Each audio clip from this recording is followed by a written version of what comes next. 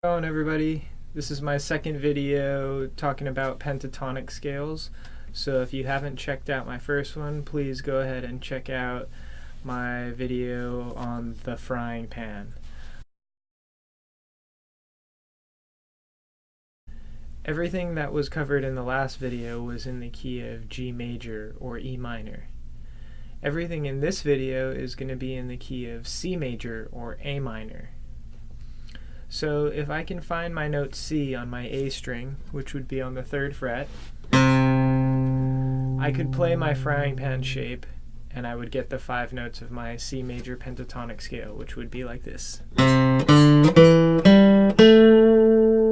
So the notes of my scale are C, D, and E on my A string, and G and A on my D string. Now, in my last video, we're coming up a way of playing these scales just on the low 2 strings. That way we could spread it across the different string sets. So if I displace the octave of my higher 2 notes, the G and the A, down to G and A down here, I can now get the 5 notes of the pentatonic scale like this. So now if I start that whole sequence of notes starting from the low G, that would sound like this. So if I can see my root on the A string, I'm going to start on the adjacent E string, and that's where my shape would start. So I'm going to play the notes G and A, and then C, D, and E. Now in my next octave, I have G right here. And in my next octave, I have G right here.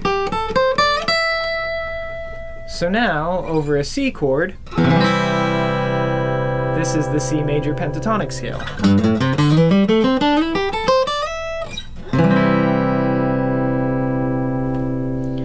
Now, just like in my last video, the same major pentatonic scale can be heard as a minor pentatonic scale. C's related minor is A. So if we were to hear the same scale sequence over an A minor chord, that would sound like this.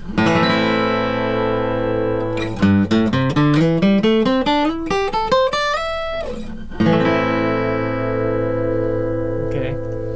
You're going to have to practice playing over backing tracks and jamming with friends, hearing how the same scale sequence can be heard in a major context for C major or in a minor context for A minor.